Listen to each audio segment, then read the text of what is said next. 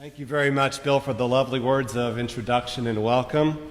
What a privilege it is, truly, to be able to spend this morning with you. I'm happy to be able to say that even though not physically together this morning, I've had the joy over the years of getting to know many members of this beautiful community and am so grateful for the opportunities that our congregations have mutually shared. We've celebrated and learned and studied together and volunteered and really nurtured a relationship between our congregations that was started long before I came, which was now about 24 years, and which just continues to blossom.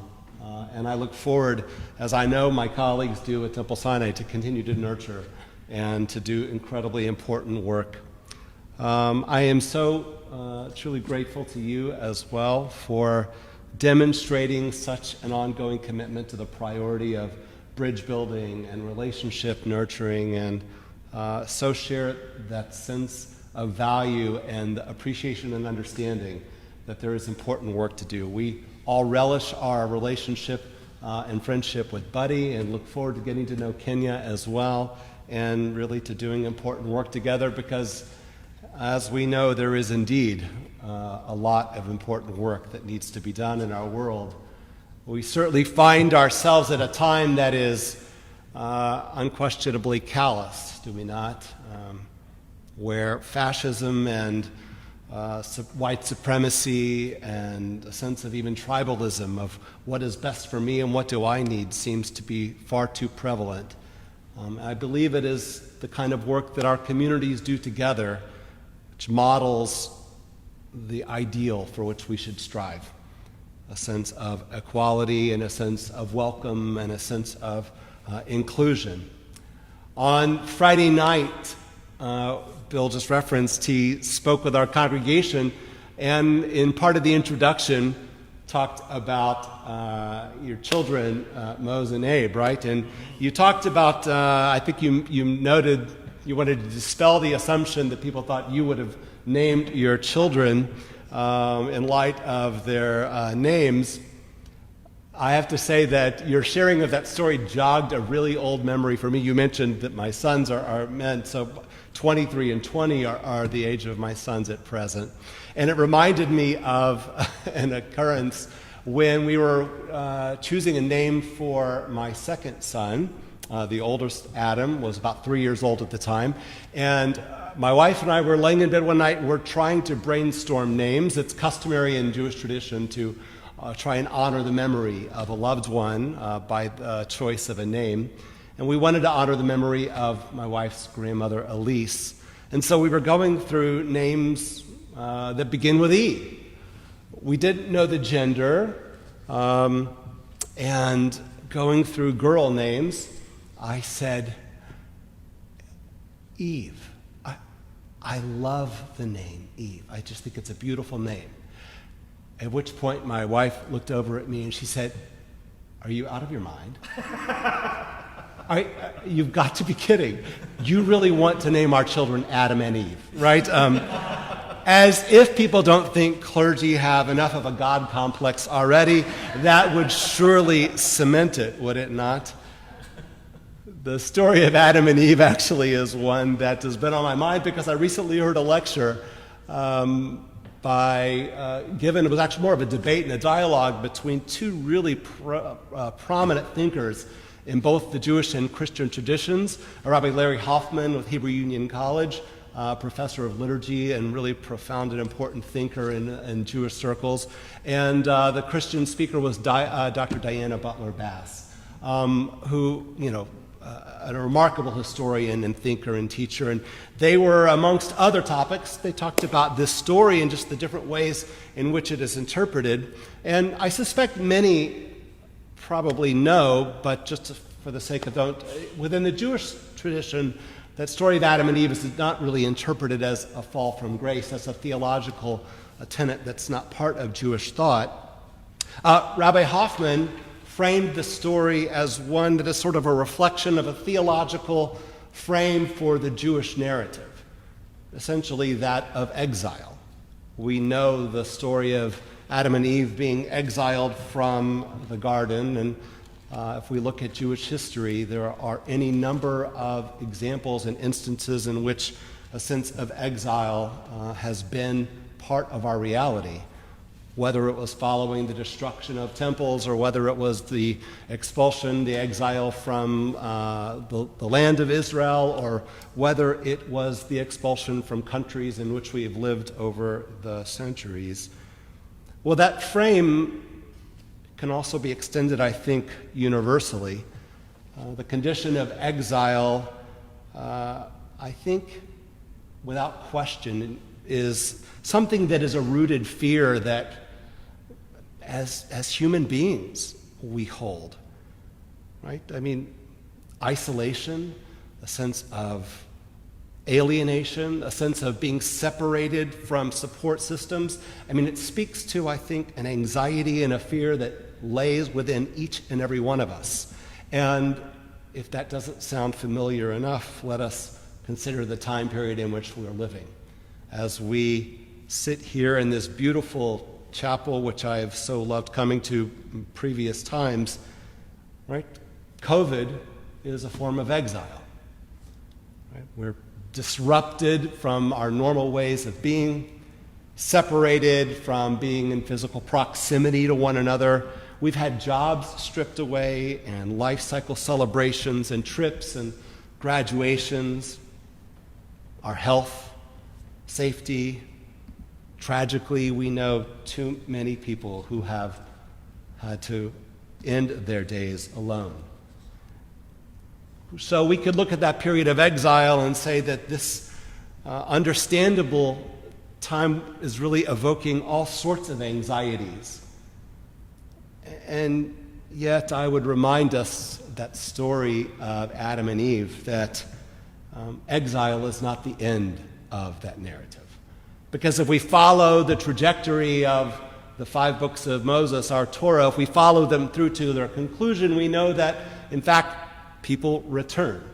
They do find their way back to a land of promise, back to the realization of those aspirations. And we do know that for all of the anxiety that this time may be evoking, the exile of COVID will, in fact, come to an end. Why do we know that? We know because we have people using their God-given gifts of science and intellect and research who will, in fact, find a way of helping us emerge from this. Rabbi Hoffman, by the way, looks to the story of Adam and Eve for one more point that I thought was interesting. He says, think about the tree of knowledge from which fruit was consumed.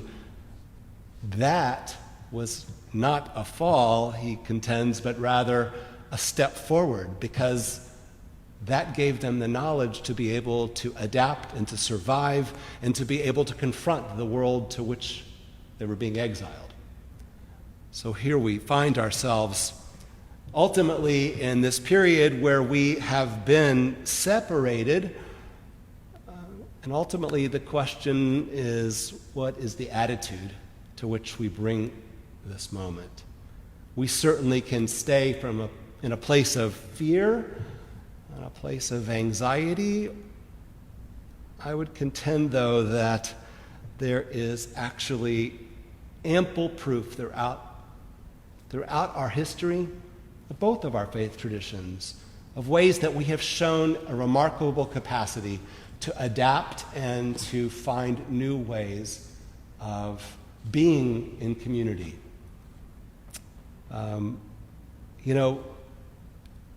Where they say reality sometimes, our experiences sometimes necessitate new ways of thinking and adaptation. It reminded me of a time that I was traveling with our congregation. We were in Berlin. We were traveling through Central Europe. And security, understandably, is it is quite tight and rigid with many of these congregations just for their own security's sake. And we were traveling on bus. We were trying to get to a famous synagogue in time for our Friday evening services. And we got there really right at the buzzer, and they would not let us in. because there wasn't enough time to do a security check. And so here we were dressed for Friday evening services in Berlin and no synagogue to go to. And so we returned to the bus, and what did we do? We essentially made our bus a rolling revival wagon. We had our Shabbat experience together as a community, driving throughout the streets of Berlin. Well, this is a time which is also necessitating new ways of thinking and new ways of adapting and responding. And here we are, speaking to you through this mode of Facebook. In our congregation, we use Zoom with quite regularity. And I would suggest that even though we're not physically present, we are still fostering spiritual growth and opportunities to offer praise and thanks and petition as you are doing in your individual homes this morning. We all had to make decisions about what to include and what not to include. I know, for example, the inability to offer communion is a significant decision and a loss for the Christian community. The inability to take a Torah out of an ark and to be able to read Torah, similarly so, within Jewish circles.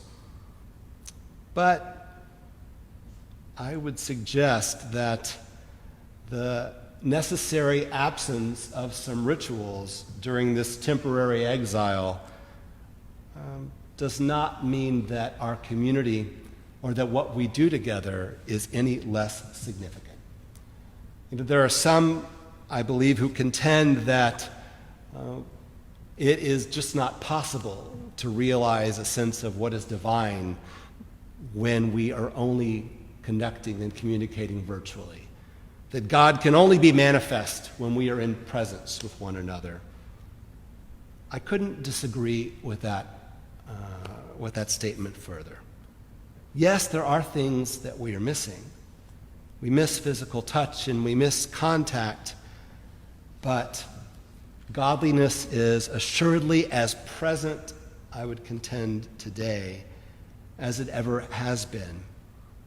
For even without the ability to hear voices coming back and merging together this morning, imagining and knowing that the members of this congregation are in your own homes, lifting up song and prayer, just as the members of our congregation we can see through Zoom are doing the same in their own living rooms or dining rooms or wherever it is that they're joining us.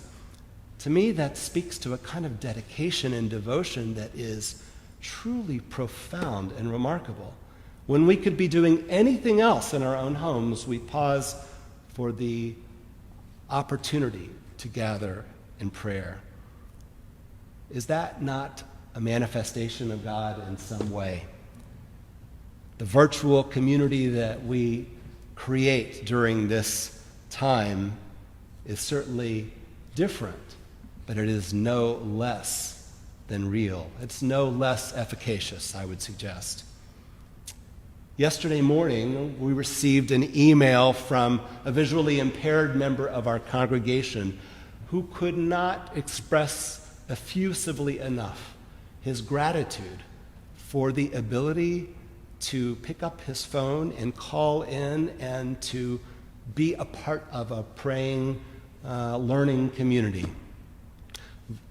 Because of his own disability, he is typically unable to get to synagogue with any regularity, but now he finds himself able to participate in ways that he never had before. And imagine and think about elderly who are no longer able to drive in the evening, or those with disabilities that limit mobility, or those who are convalescing, all of the individuals for whom typically prior to this pandemic they were on the periphery of community.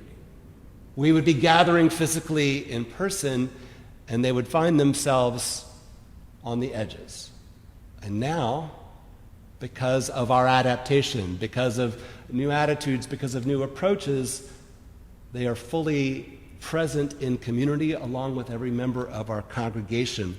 Is that sense of inclusion, is that sense of community any less real? Is that any less godly? I would say quite the contrary. Societally as well, let us not underestimate the power of this virtual time in which we live. Reflect for just a moment about the murder of George Floyd, which has continued to be on the mind of so many as a catalyst for this moral reckoning in which we also find ourselves. Was that event not virtually mediated? For 8 minutes and 46 seconds, whether through our TVs or our phones or social media, we watched human life inhumanely and heartlessly taken away. We were and remain physically and spiritually impacted because of something that we experienced in virtual reality. And as a community, we've been stirred and galvanized finally in a way that hopefully those with skin that looks like mine are coming to terms with the fact that we have supported systems which tolerate officers like Derek Chauvin and those who have taken the lives of so many other people of color throughout our history. And I would suggest that the righteous anger and the cries for change which have been fomented through virtual reality, that in those cries there is also a profound and powerful sense of godliness present. Bill, I knew we would come back to Latin this morning because I had to, as I was thinking about virtual, I had to look up the etymology of the word. Well, Merriam-Webster and others who would assert that this is less than are really drawing upon a definition which apparently comes from the middle of the 15th century, which suggests that virtual is mimicking what is the ideal, but it is not quite real. But wouldn't you know that the term comes from the Latin word virtus, which in the 14th century actually meant and means excellence, potency, efficacy. So we think about this virtual time together, the ways that it is stirring us to action and raising in us perhaps new priorities, speaking to our own spiritual sensitivities. I would suggest that virtual can indeed be powerful and potent. Like many, I am confident. I have told my sons that this is a moment in history which decades from now, all of us who lived through it will remember in great detail. How many who are in this community who were alive at the time of JFK's assassination remember specific details about that profound moment in history? How many of us remember with quite vivid detail exactly where we were at the moment that the Twin Towers were struck? This is one of those moments, is it not? This is one of those times. And so when asked in years to come to describe it, what will we say? What will we say about this time? You know, Bill, on Friday night, you expressed a question that I've continued to think about throughout the weekend. In a sense, I think using your words, I wrote them down, you're seeking to understand what God has planned for us. What is this all about? Well, though not in the sense of what is predetermined, I would still suggest that perhaps what God has planned is this very thing. Or it is this very reality, this way of communicating and connecting. There's a prayer in our liturgy, in our prayer book, which goes as follows: God, you have spoken in 1,000 tongues for us to hear.